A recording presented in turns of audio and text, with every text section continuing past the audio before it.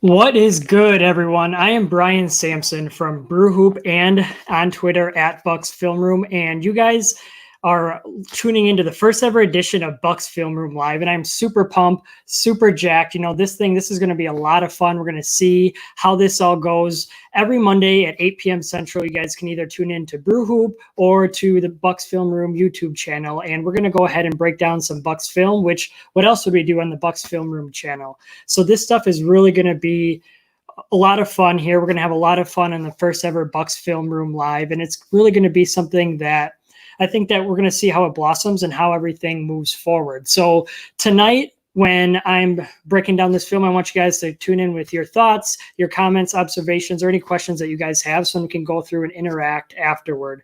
So I'm going to go ahead and rewind from now until March 6th. So we're going to go ahead and take a look at the Bucks-Lakers game and specifically the first two possessions of that game and tune in on what Eric Bledsoe is doing, what his role is in that, and how defenses are going to guard him then moving forward into the postseason, and what can Bledsoe and the Bucks do to counter that. A lot of the troubles that Milwaukee ran into in the dreaded Eastern Conference Finals last year was with spacing issues and how defenses guarded Bledsoe. So we're going to see how can Milwaukee counter that moving forward. I'm really excited. So let's jump right into the film here and check it out.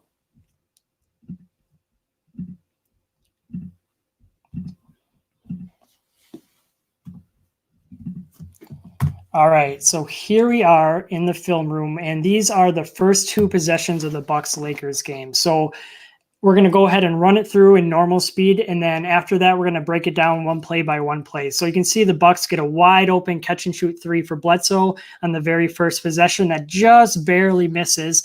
Lakers come down real quick. Danny Green bricks the shot off the back of the iron, and Giannis gets the rebound and goes. We're going to go ahead, like I said, and slow it down here after we run through it twice. I just want you guys to be able to check out the play.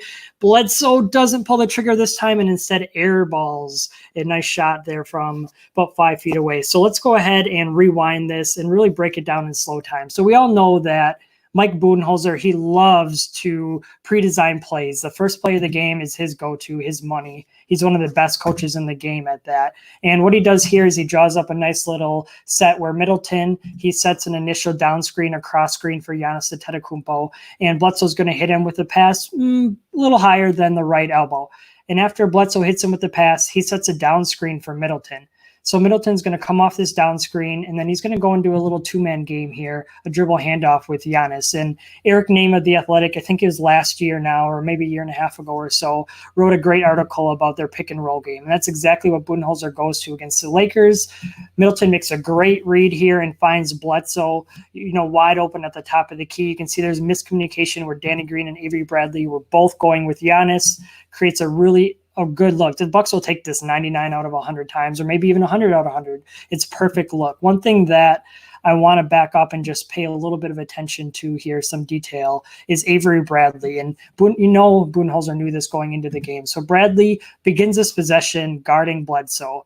And what he's going to do here is after Bledsoe throws the pass to Giannis is Bledsoe's going to set the down screen, and Danny Green and Avery Bradley are going to talk. Bradley's going to switch onto Middleton. It's a late switch. There's late communication, as we'll see here, but Bradley switches onto Middleton. He's a little late coming behind the play, but then once the dribble handoff happens, then he's going to switch onto Giannis here, and Anthony Davis is going to take Chris Middleton. And that's an issue for the Lakers if it would have stayed that way, because Giannis, you can see if he would roll down the rim right now, roll down the lane to the rim, he would have an easy 2 points. It'd be a thunderous dunk to open the game. The Bucks would be pumped. With Bradley smaller, he's on his back hip. Unfortunately, Danny Green, he's one of the smartest defenders in the NBA, part of that vaunted Raptors defense. He's 2 steps ahead of the game. He sees what's going on here. You can see him looking right at it. So he's going to slide down in the paint and tag Giannis and actually prevent the roll in the easy bucket. So that's what causes that confusion, is Danny Green is 2 steps ahead of the game. So he was risk giving up this open Bledsoe 3 in order to protect the hoop. He makes the right decision regardless of a make or a miss. And it's really Bledsoe then who catches this 3. So one thing I want to point out right now real quick is watch how Bledsoe comes into this. It's 1-2 with his feet. That's how he catches it, is he's got the 1 foot on the ground and then he steps with his second foot right into the shot. That's really one of the last things that I want to point out here on this play as we see it rim out again. And the Lakers, they're going to push the pace here. And one thing that I really want you to pay attention to on this next set is the help defense again from the Lakers and what Eric Bledsoe or how Eric Bledsoe reacts. So we're going to slow this way down again. And Giannis, he's going to attack this unset Lakers defense. He's a beast here, and makes his move. He shoulders Anthony Davis, but there's that dang Danny Green again. He's right there, way ahead of the game. He's going to deter Giannis from getting a shot at the hoop. And Giannis, he could make this pass to Chris Middleton. It's potentially there, but Avery Bradley is trending that direction. And so instead of hitting Middleton in the corner, Giannis hits Bledsoe here on the wing. And this is another great look. Bledsoe's got to pull this trigger right here. I'm sure Budenholzer wasn't happy with it.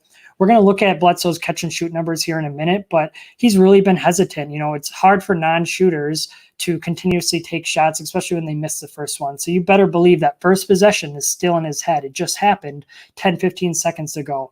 So Bledsoe, he doesn't take that shot. He's got to take it. Instead, what he does is wait for Green to come out to him. Then he attacks. He actually gets past Danny Green. The bad part is he gets right into the heart and soul of the defense. He's got Anthony Davis in his grill. There's maybe an opportunity for an alley-oop behind the defense to Giannis here. Bledsoe and the Bucks in general don't do much of that. Instead, it's an air ball from the floater range, which, it's two good looks, two really good opportunities the Bucks had, but they just weren't able to capitalize on either one. So here's Bledsoe's three-point numbers. What I want to kind of tune in on is the catch and shoot numbers. So he's shooting a career low 26.6% on catch and shoot threes this season. And the only other, last year in 2018-19 was his second lowest of his career at 29.3. So he really does not have that confidence to pull the trigger this year, even though his overall 3-point percentage is, just about league average at 35%. I'm sorry, guys, I don't mean to do this to you, but one thing I want to point out is back in this Eastern Conference Finals, Game 6, how the Raptors defended him. So Bledsoe's in the corner right now with Van Vliet guarding him. That's not who we're going to pay attention to. Lowry, who always is trying to draw the flop, is flopping all series. He goes down on the ground, and in this shuffle, as the ball gets past to George Hill and then rotated to Giannis, so in all that shuffle, the Raptors are rematching. So Van Vliet, he's on Ersan up here. Ibaka, he's got Middleton in the corner. And so that leaves Lowry on Eric Bledsoe, as you can see there. Perfect timing with the graphic. But because he doesn't respect Bledsoe's shot, and because Giannis has the ball, he just sticks in the middle of the lane. I mean, it looks like a 2-3 zone if we didn't know any better. So he just sits there in the middle of the lane and literally waits for Giannis to drive, which is right where Kawhi lets him go here. So he just sits there. We're going to ignore this travel by Giannis, but Giannis finds Bledsoe. Bledsoe relocated, and now watch what Bledsoe does. He doesn't do a 1-2 like he did in that Lakers possession. He's going to hop into it, get his rhythm going, a rhythm jumper. He hops right into it.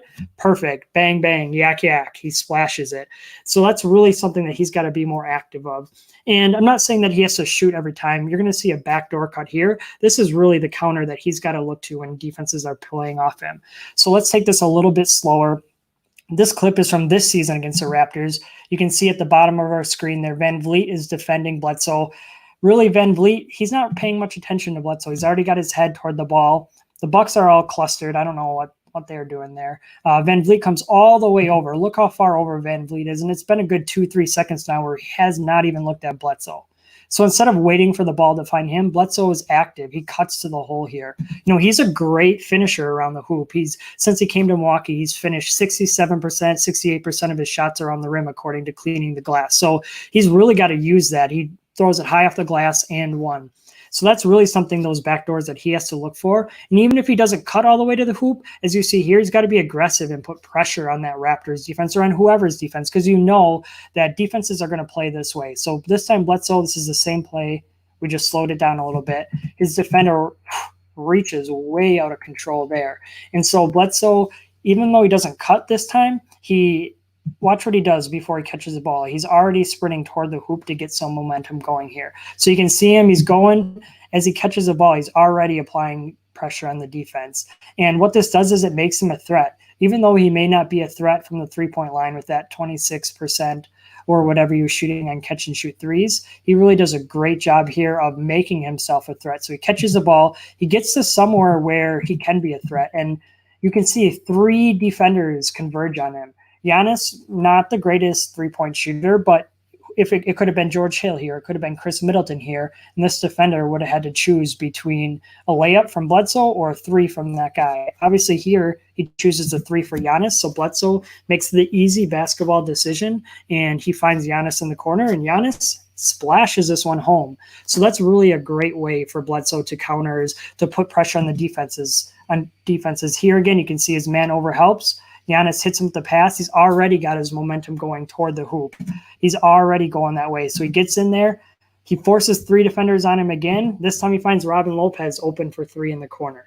So that's really a way that Bledsoe can, get after these defenses and make them pay for overhelping and for not paying him the proper respect on defense.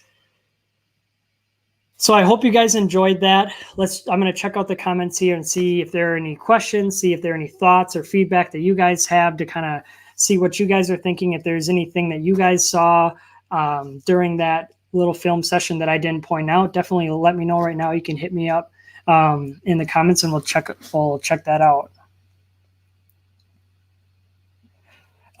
So Mitchell Maurer of Brew Hoop is asking if Bledsoe's catch and shoot volume is higher. And I actually have it here. I'm pretty sure that his volume is lower this season. I'm pretty sure he's taking fewer catch and shoot threes than before. So this year, I'm just looking on NBA's website.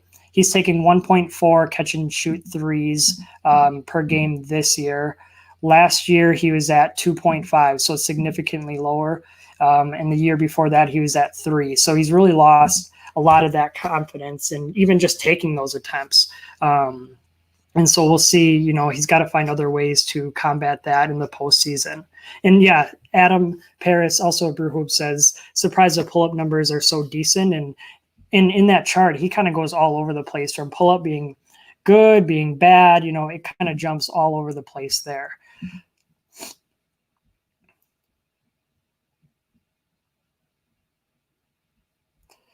All right.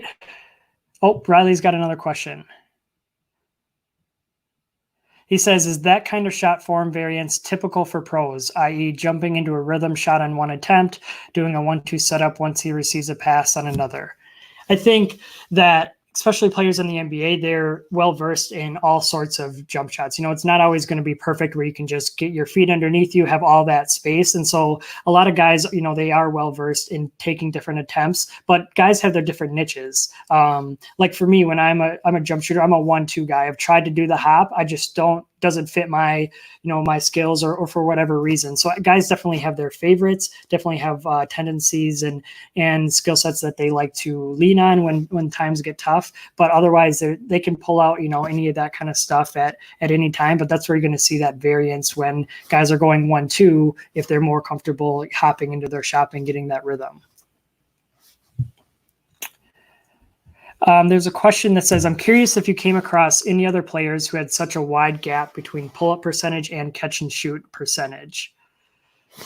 I guess that's hard for me to say. I haven't been paying specific attention to that with other players. So I definitely can look it up as it relates to the Bucks, but I don't know offhand if there's a wide gap. Typically, you'll see players' catch and shoot numbers be higher than their pull-up numbers, just because the catch and shoot is, you have less factors, less movement going into that shot than you do with the pull-up trying to come off the dribble. So typically you'll see catch and shoot numbers higher than pull-up numbers, which I think is why it was Adam was said, surprised to see the pull-up numbers are so decent. But I don't know about any other players with that wide gap.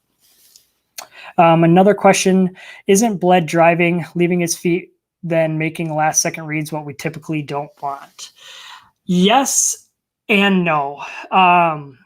There's kind of a misconception that leaving your feet to pass is wrong in basketball, where it's more leaving your feet without a plan. So yeah, if he's leaving his feet and last second trying to make something happen, that can be bad. But when you leave your feet and you have a plan in place, so like for Bledsoe being a shorter player, if he knows there's a guy open in the weak side corner and he leaves his feet to be able to throw a pass over the defense, that's not necessarily bad because he has a plan. It's when guys leap in the air because they have nothing else to do and then they're looking around, flailing, and it ends up then just tossing the ball somewhere and usually into the defense's arms. So yeah, definitely leaving your feet is dangerous. However, you'll see a lot of players do it and do it successfully if they have a plan before they leave their feet, and if there's a strategic point or strategic value to leaving your feet before you make the pass.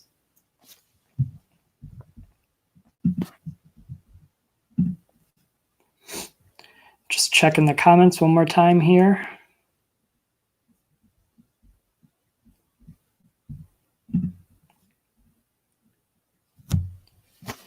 Awesome.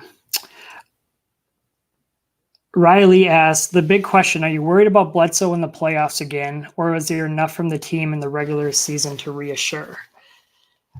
Coming into the season, I don't think there's anything Bledsoe could have done to make anybody's worries about him in the postseason go away. Even if he came in averaging 25 points, shooting 40% from the three-point line, I think these questions are always going to be there about the postseason. I'm definitely worried about him. He doesn't have a sample size in the playoffs that says he's going to have success, and Milwaukee doesn't need him to be great. They just need him to be his regular season self, which is a very good player. So they don't need him to do anything that he hasn't done for this regular season or the regular season before that. But yeah, I am worried about him until he proves it at the biggest stage. I think those worries aren't going to go away. So that's all that I have for everyone today. Thank you all for tuning in to the first ever edition of Bucks Film Room Live. If you didn't see it live, you can still obviously catch this restream here, and we'll be back next Monday at 8 p.m. Central, again on Brew Hoop or on the Bucks Film Room YouTube channel. Thank you, everyone.